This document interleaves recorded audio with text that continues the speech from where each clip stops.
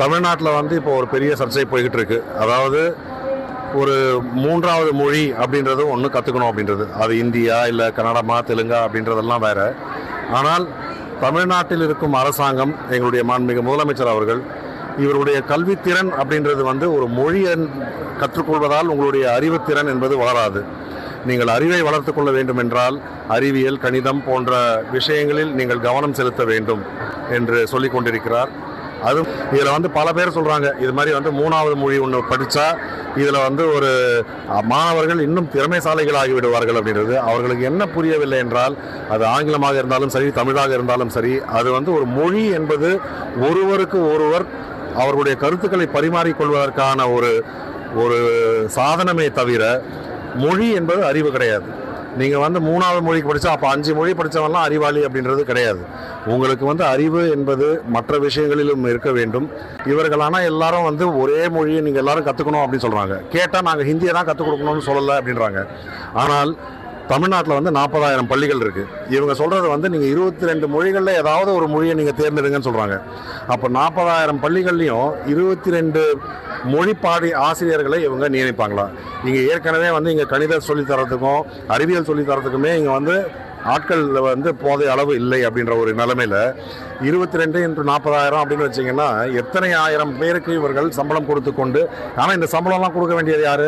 மாநில அரசாங்கம் தான் கொடுக்கணும். இது ஒன்றிய அரசாங்கம் இந்த சம்பளத்தை கொடுக்குமா அப்படின்னு கேட்டிங்கன்னா, பள்ளிக்கல்வி என்பது மாநிலத்தின் பட்டியலில், அதாவது உங்களுடைய பொறுப்பு தான். இதில் நாங்கள் வந்து உங்களுக்கு பொருளாதார உதவி செய்ய மாட்டோம். செய்ய வேண்டிய உதவியே செய்யாத இருக்கும் இந்த ஒன்றிய அரசாங்கம் இந்தியை திணிக்க முயற்சிக்கிறார்கள். எங்களுடைய மாண்புமிகு முதலமைச்சர் அவர்கள் சொல்கிறார், நாங்கள் எந்த மொழிக்கும் எதிர்த்தவர்கள் அல்ல, ஆனால் நீங்கள் வந்து இந்தியை திணிப்பீர்கள் என்று சொன்னால் நாங்கள் இந்தி ஒழிக என்று தான் சொல்வோம் என்று சொல்லியிருக்கிறோம். இதை வந்து அரசியல் செய்ய வேண்டாம் என்று சொல்றாரு. அதே போல பெற்றோர்களும் வந்து மாணவர்கள் வரவேற்கிறாங்கன்னு சொல்றாங்க.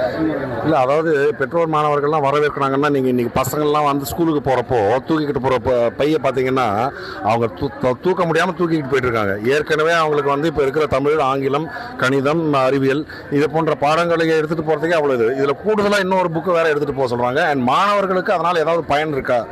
நீங்கள் ஒரு கல்வியை, ஒரு மொழியை கற்றுக்கொள்ள வேண்டும் என்றால் நீங்கள் அதை பேசி பழகினால்தான் அது தெரிய வரும். நீங்கள் பெற்றோர்கள் யாரும் இதை விரும்ப மாட்டார்கள். ஏன்னா இப்போ அந்த பாடத்தை வந்து சொல்லிக் கொடுக்கணும்னா யார் சொல்லித் தரணும்? வீட்டில் வந்து பெற்றோர் தான் சொல்லித் தரணும். இப்போ அவங்களுக்கு புரியாத மொழியை வந்து அந்த பெற்றோர் எப்படி அவங்களுக்கு சொல்லிக் கொடுப்பாங்க? அதுக்கு தனியாக அப்போ டியூஷன் ஒன்று வைக்கணும் அப்படின்னு சொல்கிறாங்களா என்னன்றது எனக்கு புரியல.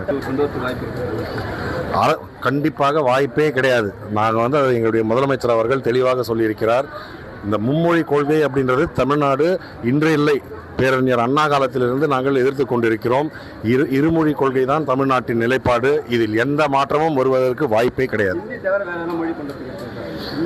மும்மொழி கொள்கைக்கு வாய்ப்பே இல்லை அப்படின்றப்போ நீங்கள் வந்து ஹிந்தி தவிர வேற ஏதாவது இல்லை. நீங்கள் எத்தனை மொழி வேணாலும் கற்றுக்கோங்க. நீங்கள் தனியாக போய் 6 வேணாலும் என்ன வேணாலும் கற்றுக்கோங்க. நீங்கள் வந்து ஹிந்தி பிரச்சார சபான்றது இருக்குது, தெலுங்கு கற்றுக் கொடுக்குறதுக்கு இருக்குது, கன்னடம் கற்றுக் கொடுக்குறதுக்கு இருக்குது. ஆனால் பள்ளிகளில் மாணவர்களை நாங்கள் சுமையை ஏற்ற மாட்டோம்.